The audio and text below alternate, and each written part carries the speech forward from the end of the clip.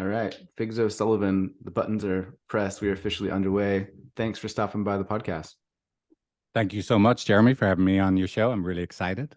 And you're the first guest before recording to essentially give me a hint as to what not to ask as a first question. So I appreciate that. Yeah.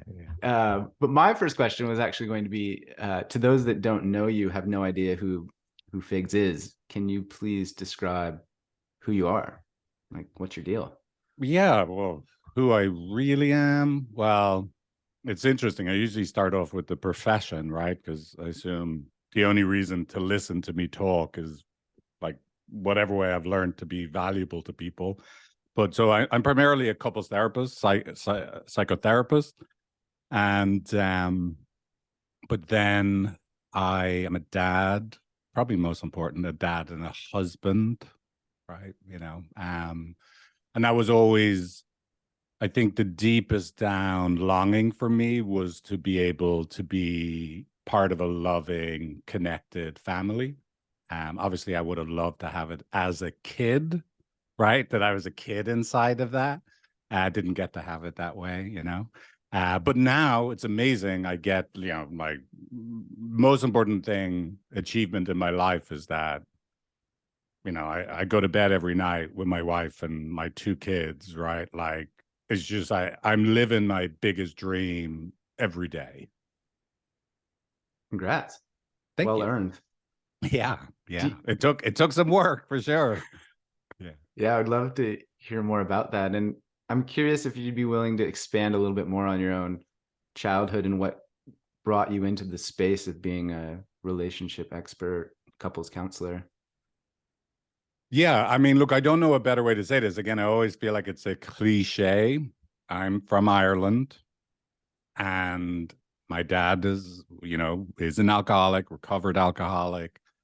I grew up with, I was conceived out of wedlock, the shame and in Irish families where the wedding had to happen and my birthday had to be hidden, right? To because it wasn't okay to actually have a baby that is born. I can't even, this is, you see a therapist, the math, right? It had to be after 9 months after the wedding, right? Oh, So, but look, I grew up with, a heartbroken mother and an alcoholic father, right? And so just a lot of anxiety, shame, uncertainty, fear, as a kid, right? So, in some ways, so that's the betrayal, right? That's the biggest life betrayal, you know.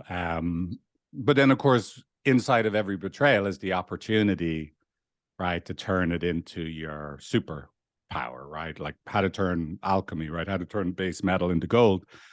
And I would say for my family, I feel very lucky that I think all of us did turn that base metal into gold, right? My dad went on to be a therapist. He's a very good therapist, won't stop, 79 this year, still obsessed with psychotherapy. And my sister's a therapist. My mom is a therapist, social worker. And then I became a therapist, right? And I became a therapist primarily, I tried to fight against it. I became a stockbroker. I think it was more like instead of it being the stockbroker journey for me. I went to like private schools in Ireland. I was really a poor kid with a bad Dublin accent, not the accent I have now, right? And I got sent to private schools, and my accent was inappropriate. I was full of shame and unworthiness. And I don't know if like Canada, where you're from, is similar. There's just class is a bigger part of life. People can tell who you are and where you just by your accent. I grew up in Dublin where the culture where people ask you what school you went to, and the answer to that question pegs who you are. What sport did you play? So I just had a lot of like not only all that family stuff, but I had a lot of like class shame, social shame. And so I really thought in my unformed teenage brain that and it was the 80s, right? That if I became a stockbroker and made money first, I could escape, right? I could escape all my unworthiness and shame and all of that. And I could escape to San Francisco, right? But anyway, so I did that for a while. And then I eventually, gave all that up and moved to Esalen. I don't know if any of your listeners are familiar with Esalen, but Esalen is like, they call it the Harvard of the human potential movement. It's basically where Eastern philosophy meets Western psychotherapy, and a bunch of hippies dance around naked together at hot springs on the edge of the, cliffs in Big Sur, California. And I lived there for a year and a half. And I think of Esalen as my third parent, because that's where I really, this is crazy. I went there at 33 years old. And it was only at 33 years old that someone once asked me, "How are you feeling?" And I started telling them the story of my life. What's the latest neuroses I'm consumed with? And they said, wait a second. I asked you how you're feeling. Feelings are sensations in your body. What are you noticing inside yourself right now? What's happening? I don't think I'd ever been prompted till 33 years of age to go into the universe inside of me. I'd spent up to 33 doing everything I could to avoid being inside of me. Right. And so I really like that moment. It changed the whole course of my life. Right. And so I refer to Esalen as my third parent. Right. And so I'm like doing existential, experiential psychotherapy during the day, dancing like lunatic, sober, which was shocking as an Irishman. Dancing in the morning, sober, like, what the hell is this all about? These people are mad. But then I just got really into it, right? It was just amazing. And yeah, and through all of that working on myself, and I couldn't imagine I'd ever be the person like facilitating emotional transformation for other people. Like I was like, there's no way I could sit in that seat. And then eventually, I kept working all the business stuff because I was too scared to really commit to being a therapist, or like making the leap. And I found a program that I could go to school on the weekends and still work. And at that point, I was like the head of business development for a startup. Um, and then the first time I ever sat with clients, I just was like, this is amazing. I just loved it. And so then it was just, I was able to combine all of that business, marketing, like drive, rugby player drive with all of the soft skills of psychotherapy. And, it's just been it's weird to say, a bit of just train, right? Like ever since, right? Just working on helping other people and growing a business in psychotherapy. And then how long have you been full-time therapy at this point? Like, it sounds like you've been doing it a minute. It's really hard. My wife's always like, Figs, like, you have not been doing it 10 years. I still take 10 years. I think it's like 14 years or something now. Like, I'm really bad with long periods of time. It's like 14 or 15 years since this is all I've been doing, committed as a pig in a ham and cheese sandwich to being a therapist. About that. Wait. Say that again. Committed as a pig in a ham. I've been as committed as a pig in a ham and cheese sandwich to being a therapist, right? Like, you know what I mean? There's no plan B. There's no, I'm just dabbling. I'm still doing, I was saying, like, I was still doing the business stuff and doing therapy on the weekends. It's about 14, 15 years of this is it. There's nothing else. Yeah. I've just never heard that expression before, Figs. Really? Oh, I love that expression. I don't know where I first heard it, but I love it. And you can use it now because I stole it, obviously, from someone else. Yeah, committed as a pig in a ham and cheese sandwich. I relate to what you said earlier about the accents and the feeling as if you don't belong, because I grew up in Los Angeles, but I currently live in Canada. And in a former life, I was a scientist on the Great Barrier Reef in Australia, where I lived for about a decade. And there was this peculiar sense that I am here, I live here, this is home, but also at a deeper level, I don't fully belong here, or that I am an outsider. And I cannot figure out a way to reconcile that. It almost just persists, this pervasive feeling Yeah. of Yeah. otherness. Yeah, well, look, that runs deep. And by the way, look, we were just saying before we hit record, I live on Oahu. I live in Hawaii. And my wife was born and raised here, but she's a haole, right? A white person. I am, for the listeners, I am white, right? I look like Shrek. I'm like a pale Irish. Like if you, and I'm about the same size as Shrek, right? In family photos, everybody always tells me I have to put my head back, like to the back, because otherwise it just takes up half the shot, right? But but look, I've somehow now picked a place, right? I'll never be local, right? Mm. Like I'm always gonna like now. By the way, I love it here, and I believe in being deferential to the local Hawaiian people, Pacific Islanders. Like I don't have let me be clear, I don't have any problem with it. There's no gripe, but it is from an emotional like familiarity. It's funny that I've chosen again to like live in a place that I, I'll always be a second class, not fully belonging to where I live person here, Mm. you know? Do you think, putting on your therapy hat, what would you say about that decision, or is it reflective of your childhood and upbringing? Well, look, see, I don't have any pain around this, so I'll tell you that. Let me tell you theoretically, I don't have a connection to this on this particular decision, but I'm sure there's that just because I can't see it doesn't mean it's not true. So let's just be interesting. Let me talk through it theoretically why one would do that, and let me see if it becomes alive for me as I describe it. Right. So look, if what's familiar is not belonging. And the best definition I think of shame emotionally is a feeling of separation from belonging. There's other definitions we can get into what it is biologically, but let's just say a feeling of separation from belonging.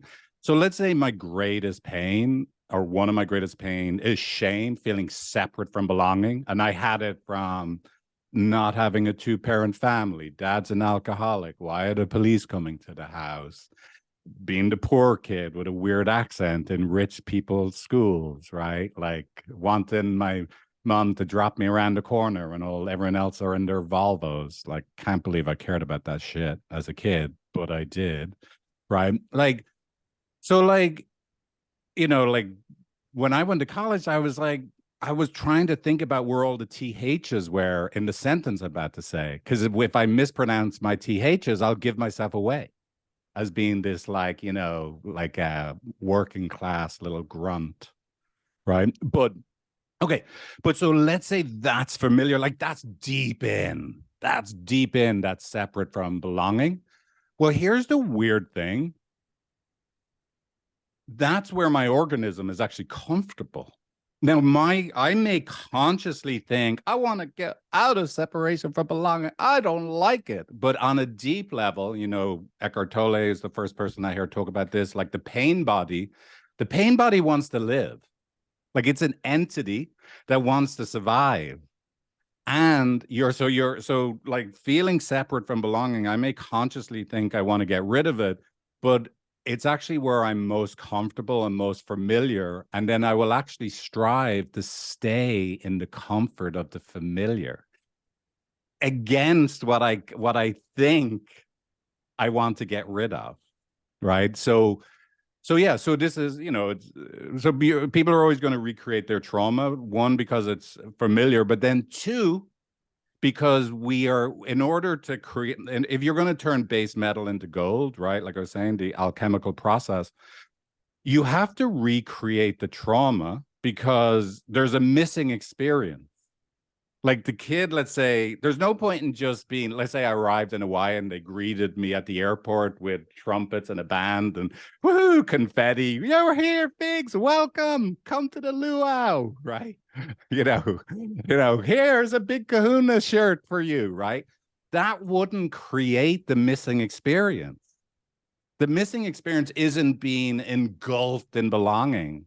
The missing experience is I don't belong, it hurts, and I convert or transform, or that missing a belonging is transformed into belonging. So I'm creating the possibility by being back in a place of not belonging, the exact necessary fertile soil to have the transformation of becoming a part of a community, which is actually what my organism needs. Does that make sense? Yeah. Yeah. And I was asking it partially from a selfish perspective because I had a moment years ago where I was listening to a podcast and I had to sit down and like contemplate my life because at that point I was living abroad in Australia and I was a citizen of Australia at that point. So I had dual citizenship. I was an expat. And I had found that when I'm in America, I was missing Australia because it felt like home. And then when I was in Australia, I was missing America because that felt like home. Yeah. And also, when I grew up, my parents were divorced and both of them got remarried and had other children. And so I was literally like a game of Pong, just bouncing back and forth between these two homes. And, I was in my 30s, sort of similar to your revelation about how are you feeling. And it hit me like, oh my God, I have manifest completely subconsciously my Right. childhood upbringing as an adult with two countries replicating my home system. Amazing. It fucked me Wow. up, man. Right. What I have I mean, done? but that is right. It is poetic. I'm not sure, it's poetic. I don't know whether it's like beautiful poetry, but it is. It's amazing, right? That's incredible, right? That right, like you somehow recreate. But this is like why recreate it? Like because if I re-enter this place as a grown-up where I'd no control as a kid, but now you might be able to craft the missing experience. Now we don't know what the missing experience is, right? But like you don't know what the poetic, creative, righteous outcome, whether I pick one place, I come to be at ease in my role, or like, I don't know. But there's an opportunity for some kind of completion.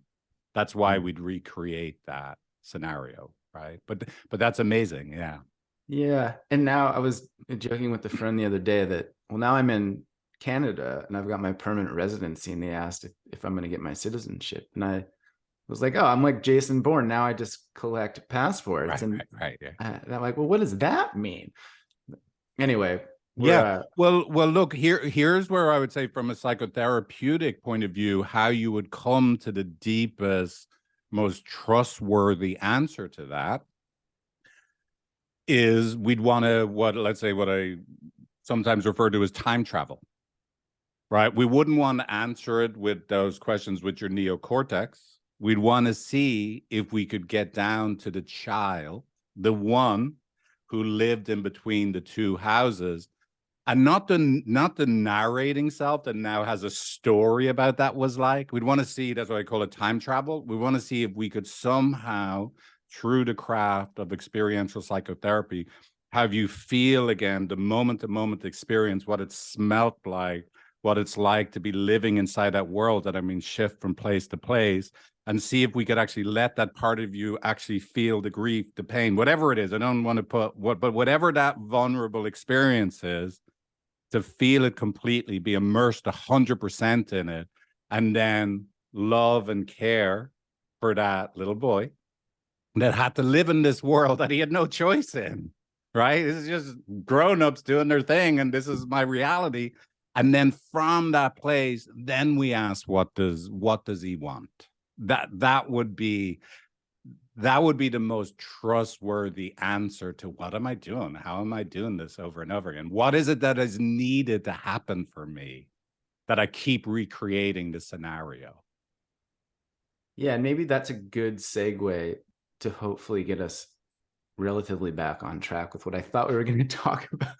Yeah. Of why do people I mean, what's the actual question? I know that you had a great phrase on your website that I wanted to ask you about, which referred to the waltz of pain that Mm. couples occasionally do, and you've also done some great work around having the same fight or argument again and again and again. And so I think that's a very relatable thing for Yeah. those listening in terms of how do we navigate or escape from those cycles? Yeah. Yeah, no, that's great. So let me see if I can answer relatively briefly and We've got systematically. time, Figs. It's all good. Well, yeah, but I want to say, because there's a few different points, right? I think, you know, firstly, just go like piggybacking off what we were just talking about. Hold on, I have to belch. Drinking kombucha has a downside. Okay, excuse me. That's about as big. By the way, there's another thing. I wasn't a good belcher as a kid. Oh, I couldn't understand how people could do these loud belches. I was always a pretty lame crap belcher. because that's But like social proof, right? Is like exactly, you're a like it popular was a kid if you can. real, yeah, you had to be able to do a loud belch as a teenage boy, right? But okay, Yeah. but Maybe I so can come here. add. I could add one in like post Yeah, production. It's like, oh man, that was thank you. such an Like a impressive. real, like, way that fella can belch like Shrek. Okay, so just piggybacking. Look, why would we get one? Just look, we're going to get in the same fight over and over again because there's a missing experience. Both people want to have. They're having the same fight over and over again is because they're hoping for a different outcome, right? The organism is hoping for a different outcome, right? Like maybe this time I can get the outcome that the little kid in me never ever got before. And both people are doing that, right?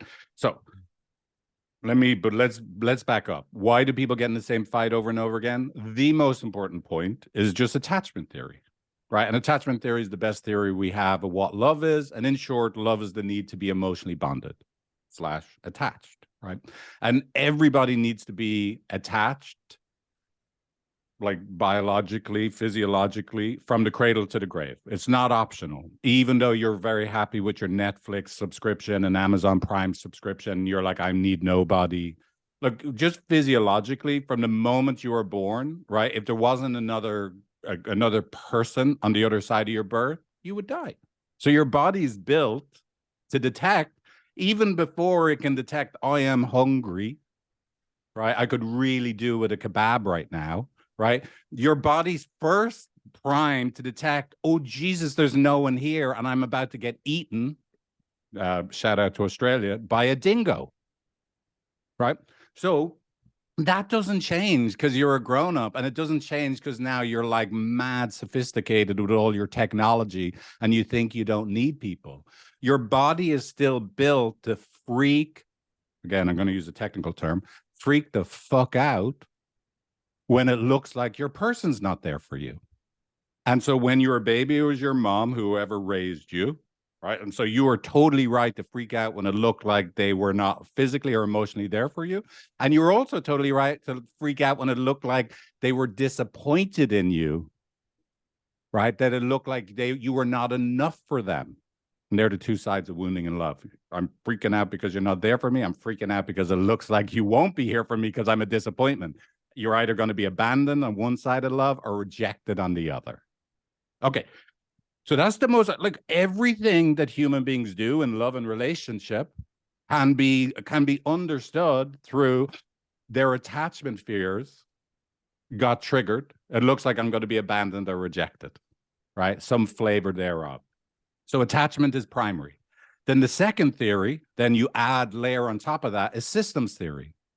And systems theory is just very simple. You're not islands, despite, like, if the listeners are living in America and, like, you've learned all about the beauty of individualism and you have a right to pursue happiness. And if anyone gets in your way, fuck them. They're not right for me. I only want positive people in my life. And this message, by the way, like right now, right, this message is really getting propagated, right? Cut out negative people. Only have friends with people that are, like, inspiring you, right? Like, fucking ridiculous. Forgive my French. Okay.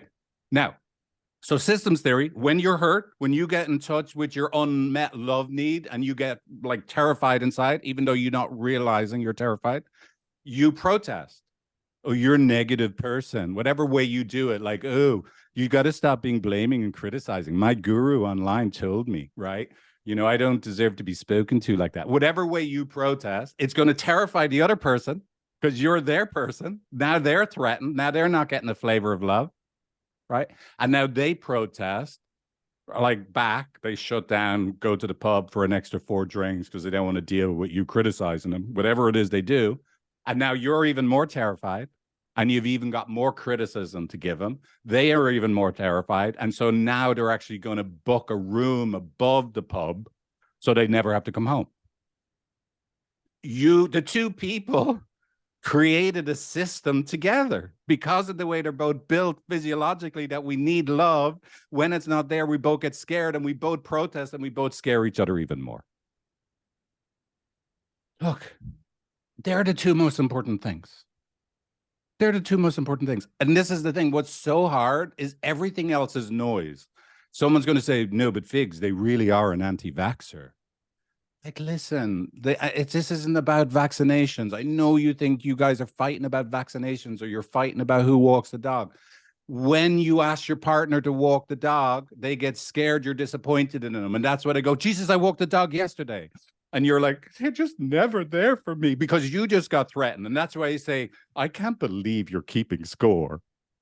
You guys are you both scared each other on a love level. This is not about the bloody dog and who walks the dog. And nor is it about like, look, I'm having extra vaccinations on Friday. Why won't you have at least one? Right? It's never about the topic people think they're fighting about. So why do people then get into the waltz of pain? And let me refer to what the waltz of pain is. The waltz of pain refers to the negative part of that systemic dance, that waltz. And there's three main steps. Like, the reason anybody takes these three steps is they're hurting inside when they're not feeling loved, right? So ultimately, the only reason people do the waltz is because they're both hurting inside because they're not feeling loved.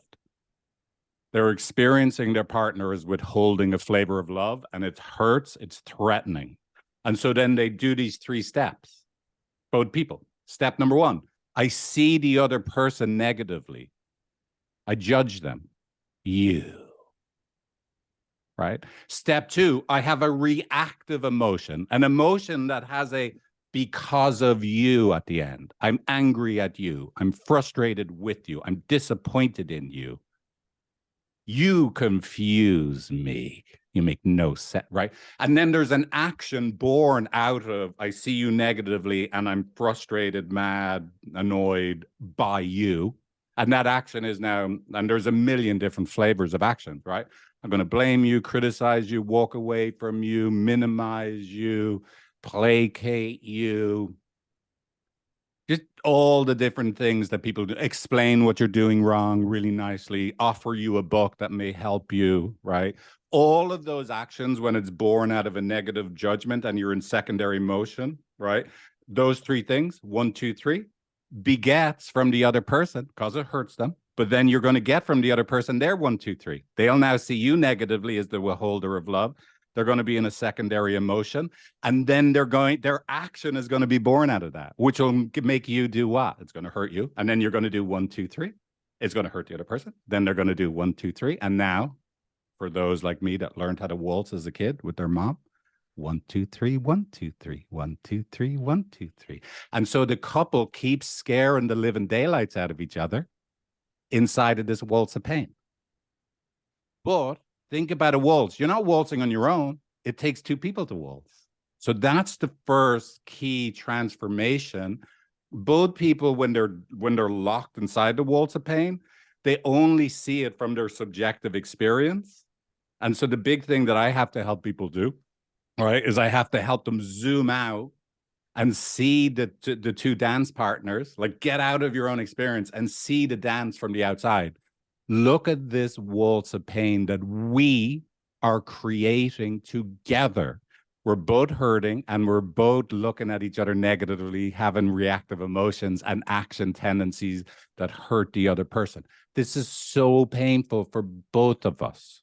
That's that key first, like, transformation, that we go from this is a me or you problem to this is an us problem. Not because we're bad, but because we actually love each other so much, we both get hurt and threatened when it looks like we're not there for each other the way we long for each other to be there. I love this a lot. And I feel personally attacked, Figs, in some regard. Like, oh, You do? no, I'm like, oh, I've done that. I'm having flashbacks to Oh, yeah, conversations. yeah, Like, oh yeah. That's right. I did do Well, that. everybody does it. Yeah. By the way, this is, my wife and I, is not a plug. My wife and I have our own podcast. We share our own therapy sessions. We talk about our own relationship. And part of why we do it is like, look, if you love someone, you're going to get threatened and you're going to react. You Mm. don't, no one gets to be like, I used to say the Dalai Lama, but now he's in the news this week for something weird. Yeah. Like Super I didn't weird. even read the article. It's too, like, I don't even want to know. It's terrible. I'm not ready. But, but look, even like supposed couples therapists, I get hurt when it looks like my wife's not there for me and I'm reactive. And then it hurts her and she's reactive. You just want to shorten the amount of time you're in your waltz of pain without seeing it from the outside and being able to soften. Nobody gets to a place that you're never doing it. Yeah. It seems like if you, continuing with this metaphorical waltz, if you notice that you're taking the first step of the 3-step waltz, it seems like that is a strategic maneuver to prevent the entire dance from happening. So is it like noticing that, Yeah. oh, I'm being negative right now, or oh, I'm being reactive right now in the second step, or is that too Well, simplified? so here's the interesting thing about that, right? Look, the waltz is helpful, right? This is the weird thing. Like, look, some people's waltzes, like let's put it to you this way. If you're like, I see them negatively, I'm angry at you, and so then I slash their tires of their car. And then the other person is, oh wow, you slashed my tires of your car. I see you negatively, I'm angry at you, so I burn your passport. Like, yeah, we'd probably need to help that couple notice earlier during the cycle to stop them actually engaging in criminal behavior, Okay. right? And obviously, in all seriousness, domestic violence. There's domestic violence we got to work individually. We can't have you work together on your cycle because it's probably too risky. We got to get to a place that you're not actually a threat to hurting each other or blocking each other's exits or any of that kind of coercing each other. Like, so all seriousness, well, everything we're talking about assumes there's not a risk of domestic violence when we study your relationship with another human being. Okay. So, but look, there is a value to the cycle. Just think if everything I said is true. The cycle gets us back in the missing experience that the little kids inside you that are still here and always here. If you succeeded in never getting into your waltz of pain, you would also succeed at never creating the right fertile environment for the little vulnerable ones to go, hey, you know why I protested? You know, I saw you negatively. I got scared you weren't here. I thought it was happening again. We'd never get to hear from the most vulnerable parts in both of you. So, this is the weird thing. Instead of thinking, most people is what they do is, okay, how do we get to a place we never do our waltz of pain? I don't want you to not do your waltz of pain. I want you to get to a part that you see the waltz of pain for what it is. It's like you love each other so much, you scare each other. And for some very temporary period of time, it looks like the worst thing is happening again for both of you. But then you get to the other side of that, and let's get there quicker before cars are damaged, passports are burned, right? It just takes a long time to get tires, repaired, passports, replaced. So let's try and get it before that. And then the magic of relationship is in the repair. The magic is not in being good. This is another thing that drives me crazy. You know what sells? What sells is trying to teach people how to be good. Stop trying to be fucking good. I want to look, you freaking get mad because you love someone so much. They disengage because they love you so much. It's so painful when you're disappointed in them. So let's see it for what it is. And then, again, technical language. Now let's love the shit out of the little ones that were hurt when you were fighting. That's what we got to be able to do. Not try and avoid the waltz of pain completely. Mm-hmm. So not to stop the dancing in the first place, but rather to notice that you're dancing or that your partner is dancing, and then we are to dancing, yeah, but yeah, compassionately inquire as to why you are dancing. Well, and then the you is a shared you, right? That's the thing. We want to the big shift. The first big shift is to move from I consciousness to we consciousness. And that I think I consciousness. You're still in the story of other or story of yourself, but we want to go to look at the way we are dancing. That's the big shift. right? That you're like, you have a drone's eye view, right? Or you're in the audio. At first, you're Daniel Day-Lewis playing the character, and your partner is Meryl Streep or like, you know, Kiefer Sutherland or, you know, whoever, right? And then you realize, right? You realize, like, you know, or like, you know, Martin Scorsese is in the audience, or whoever, Sophia Coppola or whatever. They're in the behind the camera, right? Or, you know, watching, and they say, "Hey, come here, actors, come look at the whole scene." And then the actors look at the whole scene. When they were playing the roles, they only felt the pain of their individual characters. And then they see the scene played back to them on the camera, and they feel the pain of that scene, of the two characters as a gestalt, as a whole. That's the big change. And by the way, this is like empathy. Like most people, when they, and that's the name of our company, right? Empathy with an I on the end, not a Y on the end, not a plug. But the reason it's called empathy, and this is really important, most people understand empathy as a one-way thing. I come, Jeremy, and I tell you, look, I stubbed my toe this morning. It's bleeding. I'm a man. I need to talk about my injury now for at least an hour. And you go, no, Figs, don't worry. Tell me all about it. We're like, how much blood was there? Right? Like, you just like empathizing, one-way empathy. I'm hurting. You're feeling my hurt, and you're sharing with me. I get you, Figs. I'm with you. I'm here to hear it. I accept your experience. I validate your experience. Of course, it makes sense. And I'm like, I'm going to let that empathy in. Right. But what we're trying to do is create two-way empathy, like empathy multiplied by two, where we're both hurting and we're both able to feel the, I actually empathize with my pain and your pain at the same time. It's like an exponentially bigger experience of empathy. Very hard for people to do. And again, that's the craft of the work. And it's really weird for people not first working on trying to solve a problem, working on trying to see if we could have this like empathy squared experience. And we literally change people's brain chemistry and rewiring their brain, their limbic system. Oh my God, I can feel really bad for you and me. But just think about how weird and paradoxical that is. Everything people are doing is trying to stay away from the hopelessness that I'm abandoned and not loved, the hopelessness I'm rejected and not good enough. They're both, and I'm actually trying to get them to both feel that and then actually have empathy for each other down there, because that's where we need them to love each other and be a team. So, and it's really counterintuitive that that could make things better.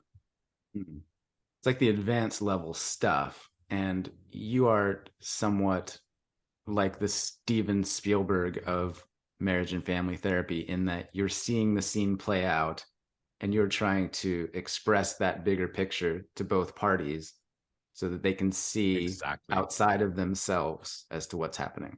Exactly. And just like Steven Spielberg, and this is really important, not as facts. I become, and this is like I say, the most important skill. I shouldn't say the most important skill, right? Because there's probably lots of important skills. One of the most important skills is you have to be able to become people and show them not just factually what's happening. I need to be able to become the abandoned one and become how the abandoned one turns into a big protester to protect the abandoned one. I got to be able to become the rejected one inside of their partner, and then become the way the rejected one turns into someone that protects the rejected one, and then become all four of them in one coherent narrative and play back the movie full of aliveness and realness, the real like acid trip terror it is never going to end that the kids are in, and the real look, I have to fight for my life and protect myself, defend myself, fight back of the protectors. And so I show these people, look at who you are, what you're doing. You both deserve, you both make so much sense, and this is so tragic. I feel it all for them. That's why I got to be mad. Right, I'm going to feel it all for them, and then like And they like, oh my God, that's us. Look how sad this is for me and you. And then look, I don't know how it happens. I don't know if it's just a collective breath. I don't know if it's one person will finally look to make eye contact and the other person will take the eye contact.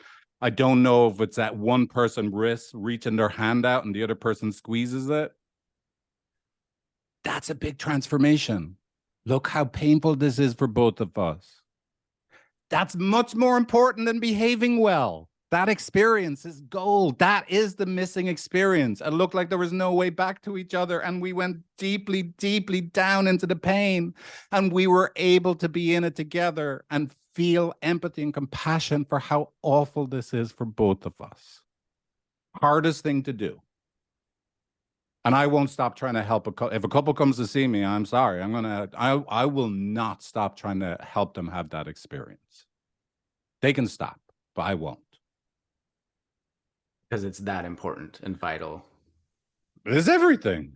Again, it's like, this is why we're in relationship, right? Like, I got hurt in the past. And like, I really want to somehow resolve this so I can make love work, but it's fucking terrifying. So we got to have that experience.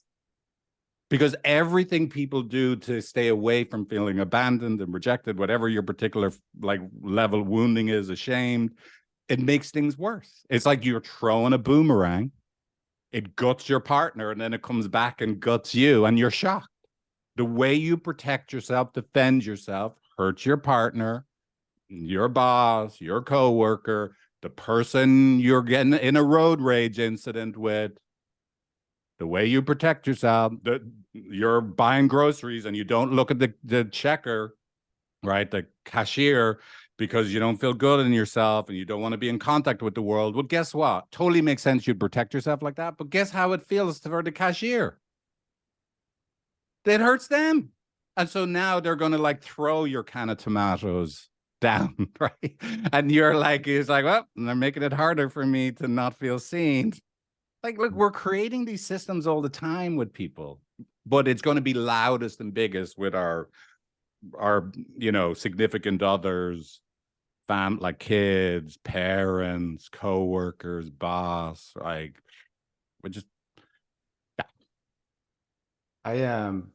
I interviewed a woman called Madeline Moon, and she was talking about sort of energizing the theatrics of the dynamic and really playing up the characters. And so if you're feeling jealous, to really express that in a fun, playful manner and as a way of making it more known as to what the individual is feeling and making it very clear as to, yeah, I'm angry right now. Like, I want to burn this whole apartment down.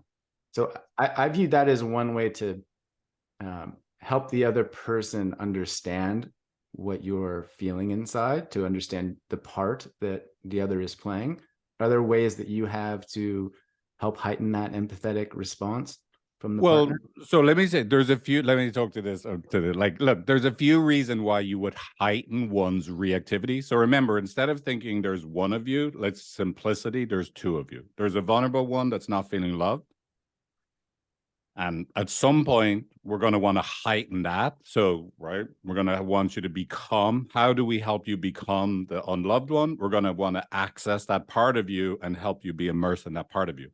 But in order to have a chance to do that, right, that's the most protected part of you, right? You don't even know all the ways you're protecting that part of you, right? But in order to have a chance to do that, we have to win the trust of the protector. So the angry one, let's say you're like someone, I fucking don't get treated that way. I'll fucking fight anyone tries to hurt me, right? In whatever way, you do that, right? Let's say, look, if I ever have a chance of accessing the only reason someone acts like that is they must be actually hurting and scared inside in some way. I'm going to have to accept and validate the reactive one. Well, one way I could accept and validate the reactive one is I'm going to it totally makes sense. You're angry. And I could actually be as angry as the person, or even better, I could be even angrier than the person in a funny, playful way. So it wouldn't be uncommon. Let's say one of my, like a couple of examples. Let's say one time, like I have someone that's pissed at an ex, right? What I'll do every time they mention the ex, I'll go like this. I'll do a big loogie and spit on the ground. All right, because I'll be even more resentful of the ex, right? Or like someone that, look, I'm likely, if you fucking disrespect me, I'm gonna go wild, angry, right? I'll like ask him, do you have your yellow, like Uma Thurman jumpsuit from Kill Bill on today? Because like I already feel it. If we're in a cafe right now, I'd be going to the other customers and saying, like whispering, I would get out now. Yeah. I would leave. Right. I, So a lot of times exaggerate people can see the truth of themselves more in exaggeration. It's safer to see the truth in an exaggeration of the depiction of yourself. Weirdly, you want to be actually pretty good at it, right? But than it is to show someone accurately who they are. yeah, I've heard an example of this in a restaurant whereby the manager is dealing with an angry customer that's complaining about the food and says something like, "You're right. I'm so sorry. I'm going to go fire the chef right now. This is Right. unacceptable. He's gone." Right? As a way of escalating the scenario. And then the angry customer then kind of backs down. It's like, well, no, it's Yeah. not that bad. It helps to kind of Well, yeah, and place it. that's a slightly different concept, right? This is this thing, what you resist persists. So as long as you're resisting what someone says, they'll have to keep escalating. If you go with them, there's not like it's almost like a paradoxical intervention, right? You yeah, as long as you're resisting someone, again, imagine their reactive one is a person that needs to be heard. You moving with them, now they feel heard and they no longer have to keep expressing their frustration. So look, there's multiple things in there. Exaggeration's actually easier to see. Don't resist people. Stop resisting people. Like if you don't want someone to be angry, the quickest way to stop them being angry is join them in their anger. I had something recently, like I do outrigger canoeing, and some guy almost got in a fight with these two other outrigger canoers in front of his son, and he felt really disrespected in front of his son. And then he sees me. I had nothing to do with them, no idea, but he sees me putting my canoe on my car, and he comes up to me and he's like, right, he's going to have it out with me because I'm an outrigger canoeer. Well, he's telling me all the terrible things that happened. What do you think I did? Do you think it wasn't me? What are you blaming me for? Right? I didn't resist him at all. I'm like, you are absolutely right. That is terrible. And by the way, I'm not like just doing it. It is terrible. He's fishing with his son. These guys are shouting at him, like in front of his son. Like I don't have to work really hard to empathize with. I'm not going to resist anything. I absolutely get why you'd be upset. That is terrible. Right in front of your son, and you're fishing on the weekend. That is not right. I'm so sorry that happened to you. Right? Like what what is he he's got nothing. He can't keep resisting, like, what it is. Like keep going down. He's angry as hell and he wants to beat the living daylights out of the next outrigger canoeer he finds, right? Yeah, I'm just reflecting on back when I have been very angry. It's almost like a sneaky way to diffuse my own anger when someone validates it, like, Absolutely. or gets angry with you. It's like, yeah, let's go. Grab the pitchforks. It's on. It's Exactly. like, oh yeah, no, okay. No, we don't need a pitchfork, but it feels good that Exactly. you would join me if I needed one. Yeah, and that's where, like, look, it's great, right? And that's, I train therapists. I'm always like, look, you have to see everybody as valid, right? You have to see everyone as valid. You gotta see everybody always makes sense. We're not saying, like, if you chase someone down the road because they cut you off and you follow them to their house and you threaten them and tell them, now I know where you live. I'm not saying that's okay. But look, you felt not considered. Let's say we did some exploration. You felt not considered. You felt powerless. It really matters to be considered. And there was no way for you to actually express that. So you followed the person and you needed to make them feel terrible and really get what they did to you. Hey, listen, I get it. It totally makes sense. I get it.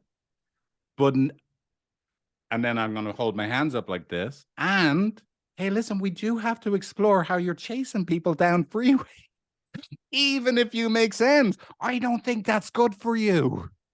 But hands up, don't shoot me.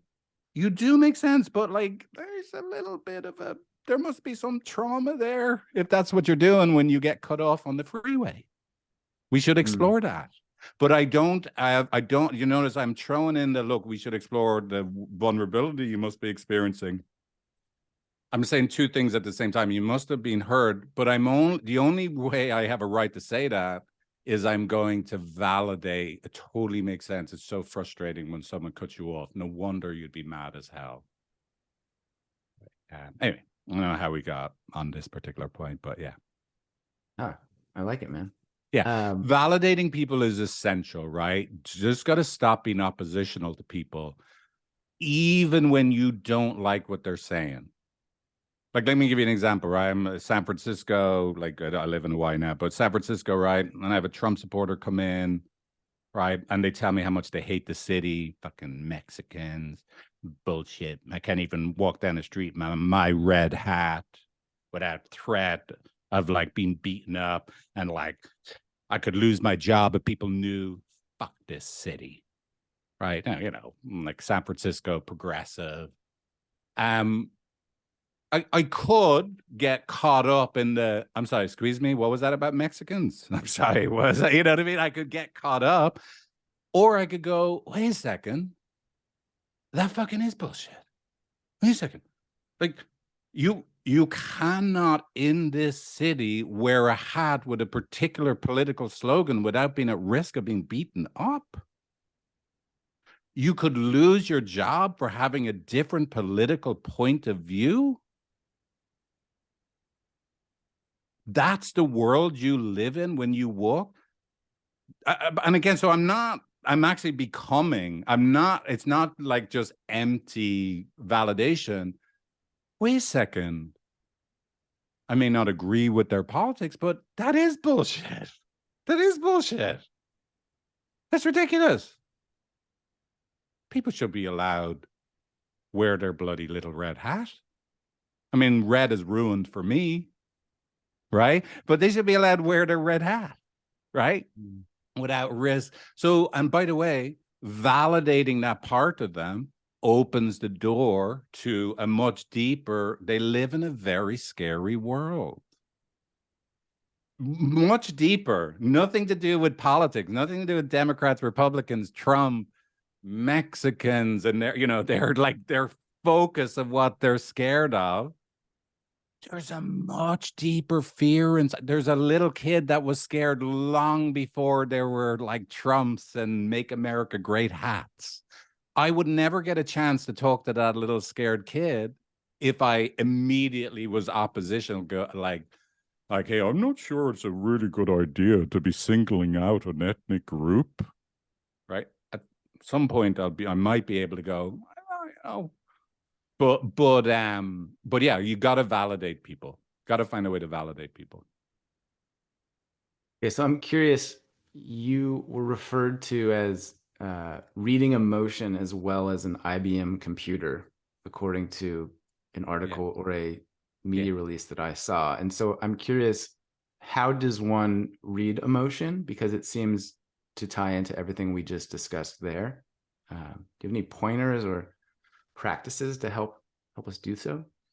Um, well, so firstly, I think, by the way, I think it was 2015, and the conclusion was that I was better than IBM Watson. Thank Oh, God, right? my At that mistake. point, right? Like, Jesus, no, I'd understanding emotional tone and context in written correspondence, which is obviously much harder than seeing someone's face. So, so here's what would be so I mean, look, your body is your own instrument. You got to know feelings and emotions. You got to be able to be affected inside yourself in order to be able to read other people. So this is the hard part. Everyone like in order to understand what someone else is feeling, this is the weird thing. Most of your attention needs to be on yourself. Right? This is your barometer. When someone says something, you got to notice what it touches in you to be able to see what's happening for the other person. So grow your ability to be affected. Grow your ability. And I say affected, that I can feel sad, I can feel angry. Like you have access to all the keys of your piano, right? Like feeling the feelings, right? That you can dive into them, feel them, you can become. Now you're going to be at risk of being seen as a snowflake.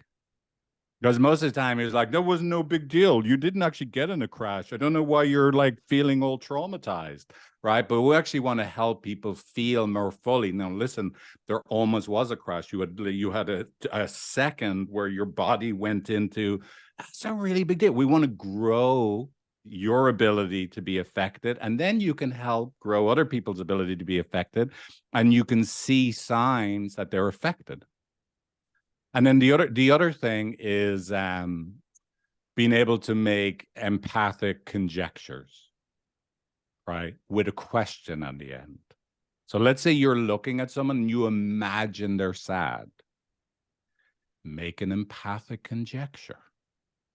Here's what an empathic conjecture is. You're sad, but very importantly, comma, huh? It gives you, as opposed to it being a declarative statement, you've opened, let's say you're wrong. Well, it's great if you're wrong, because now they'll tell, no, I'm not sad. I'm just kind of like, I'm not happy. Oh, you're not happy. That sucks, right? I'm going to accept and validate, right?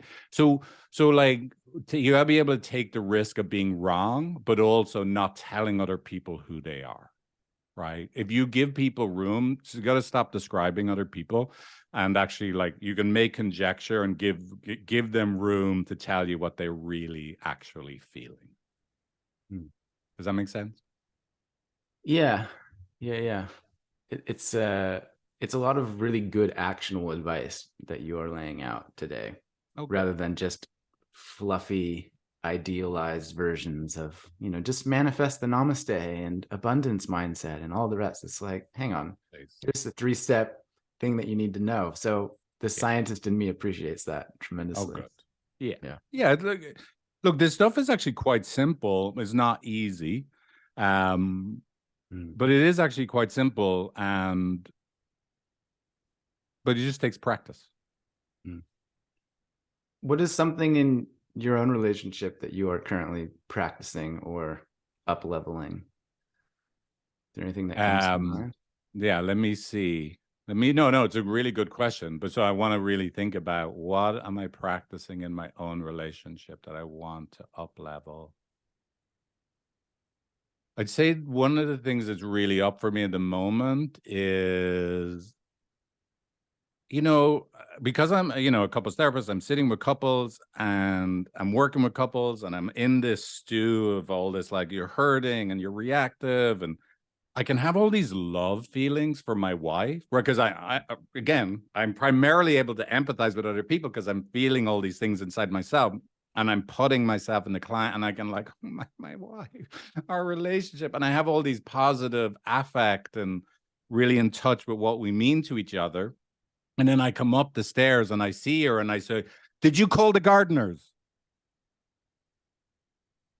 Like, what the fuck?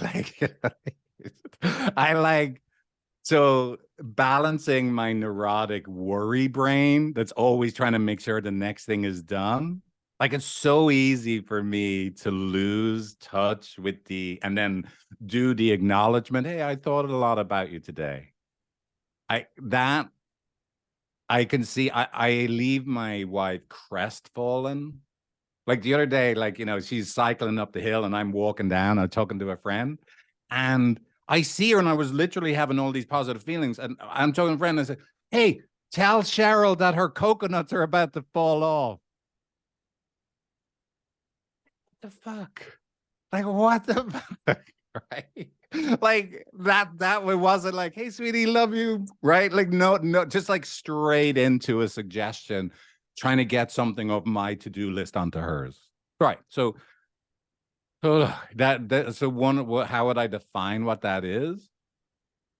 I'm really working on not letting my overwhelm interfere with me sending positive attachment messages, especially on partings and coming back together, because those moments are key. Like when when you see your person, you want to see I'm enough for them and they're there for me. If what you see is like, call the plumber, right? That is not a you're enough for me and I'm here for you, right? It's literally the opposite, right? So I'm trying to get better and not letting my internal overwhelm interfere with how I show up as an attachment figure for my wife and kids. Yeah. Yeah, I appreciate you sharing so honestly, and I I relate to that as well, and have on the other end of that received a, oh, it's nice to see you too, or Right. oh, I love you too. Or like, oh shit, yeah, sorry, should have led with that. I would have I know. saved me some time and energy. But by the way, but here's the good news, right? Getting things wrong is okay because remember, the magic of relationship is in the repair. What did I say to my wife when I saw her after I'd done my walk, took her to my friend, right? Of course, I told my friend this. I was like, "What am I doing? You just heard what I said to my wife?" And I saw her cycling up the hill. What the fuck is wrong with me? But what did I do when I saw my wife? I'm like, "Hey, I am so sorry." Like, what? What the fuck? Like, I see you cycling and you're smiling at me, and I shout at you to remember to tell the neighborhood, like, not to let the coconuts fall on our kids' heads, right? As I'm a worrier, right? Like, I am so sorry. Like, I was actually thinking really positive about you, but that's what comes out of my mouth. Oh my God. What a difference that makes, right? To be able to repair afterwards, right? So you remember, you're not going to get it right all the time. It's okay to get it wrong as long as you repair. Mhm. And it's so much quicker and easier to do it frequently as it arises like that, rather than, I'm sure you have seen this in your sessions or your life, where 6 months later, it's like, oh, and that one time you told me about the coconuts as I was riding up the hill, right? Right, And it kind of exactly. gets buried or hidden. Yeah.